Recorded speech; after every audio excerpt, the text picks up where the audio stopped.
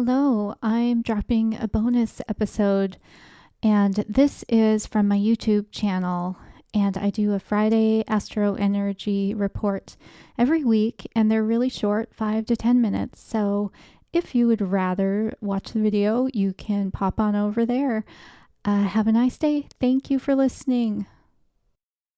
Hi, it's Maria Luz of Maria Luz Online. I'm here with the Friday Astro Energy report for May 24th.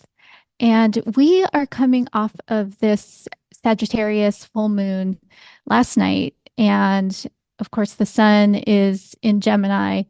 And soon there will be more planets moving into Gemini for what could be kind of a party atmosphere. But I think before that happens, we're being called to investigate some heavy themes. And of course, this is for our highest good. One thing I also wanted to mention is that in addition to this YouTube, I started a Substack and it's just focused on astrology. So I do some forecasts and then just some deeper dives. I did write something up for the full moon. So if you want to go check that out, and that is on Substack and it's at Maria Luz Astro. And then as well, there's my podcast where I do deep dives on individual planets. And then I also throw in some hypnotic tracks about every other week or so. And that podcast comes out every single Thursday, and you can find it anywhere. It's called Maria Luz's Conscious Curiosities. Okay, back to the forecast. So I mentioned this, I think, last week, but Sedna, which is that asteroid that's really kind of our transgalactic representative because of the way that Sedna orbits in this really like elongated ellipse, and it goes very, very far away from us, and then it'll be coming closer to us in 2068. It'll be at the closest point that it has in a very long time. So Venus conjuncts Sedna at 0 degrees Gemini. And just a quick recap of that last week and my podcast episode. But I think Sedna in Gemini is this exploration of disempowerment and self-empowerment and how we will write our own story. When you think of Gemini, it's, ruled by Mercury, and there is this communication aspect of it. And then the myth of Sedna is about that disempowerment and then self-empowerment and making your own story. And in Sedna's case, it's this beautiful myth where she becomes a sea goddess after being disempowered and exiled. So that is happening. And then Pluto is also sitting in this trine with this combo of the Sun, Venus, and Sedna, and Jupiter, while Neptune is sitting in a sextile position to the trio. So just a reminder, both of those aspects, the trine and the sextile, are these easeful flows of energy. And the sextile is more subtle than the trine, but they're both lending, in Pluto's case, this energy about understanding that who we surround ourselves with really becomes our future. So that is the kind of Aquarius 11th house themes about friends, and really our friends do become our future. So we need to be cognizant of the company we keep. And then that flow of energy is going to that trio plus Jupiter soon of planets. And then Neptune in Pisces is lending this flow of energy about seeking spiritual understanding and connection and depth. So it's almost like not the connection that Gemini seeks, which is more superficial and kind of quick, but it's Neptune and Pisces is this transcendental, almost spiritual kind of connection.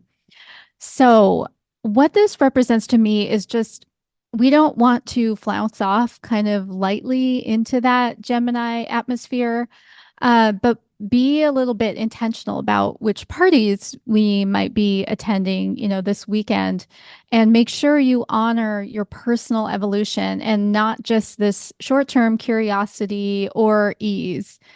And then the other thing that's happening is the asteroid Lilith opposes the sun and on Saturday meets up with Venus to the exact degree uh, from Sagittarius, from where Lilith sits in Sagittarius.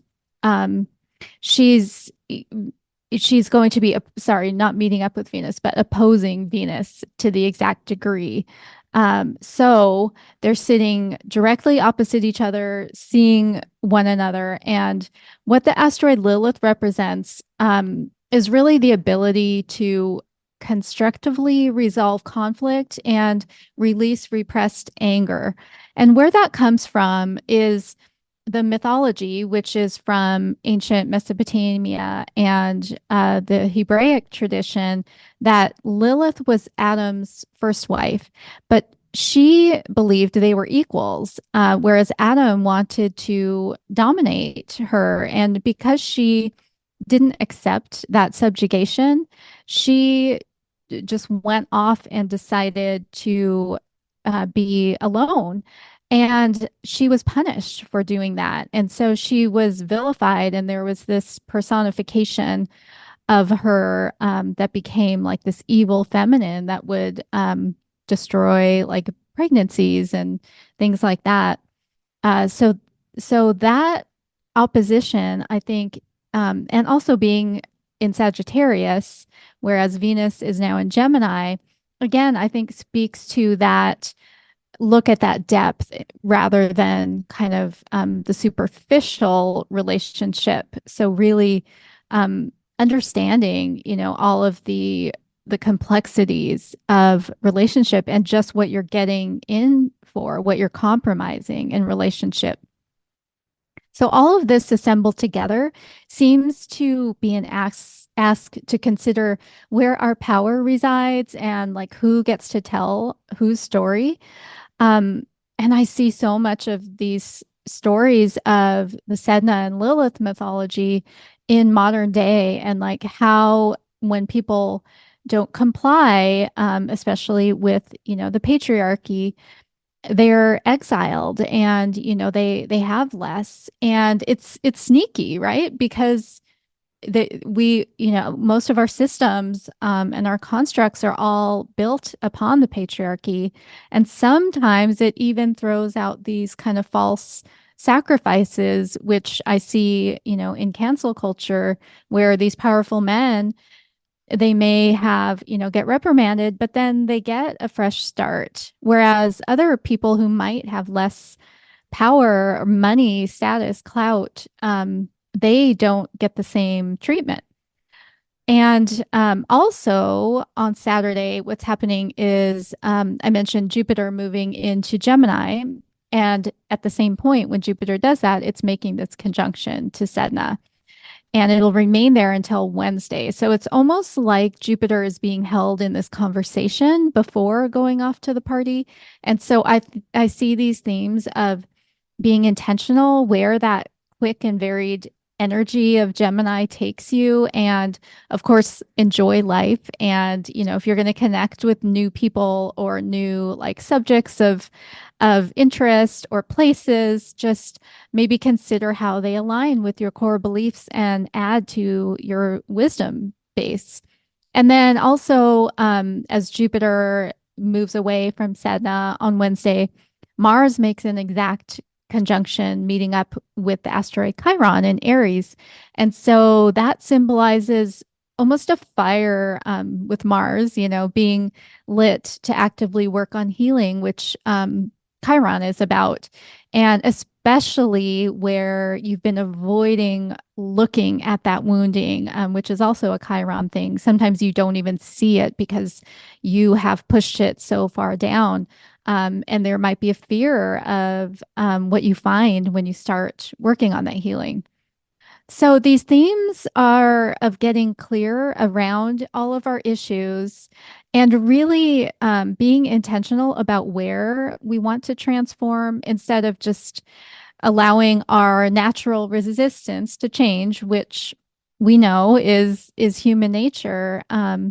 Just, we not allowing that natural resistance to take over and that natural willingness to be distracted with anything other than like what we know is going to be hard and even if that thing is best for us. So I hope you have a lovely week and I will see you next Friday. And if you like this content, please check out my Substack and subscribe and like here on YouTube. Thank you so much. Bye bye.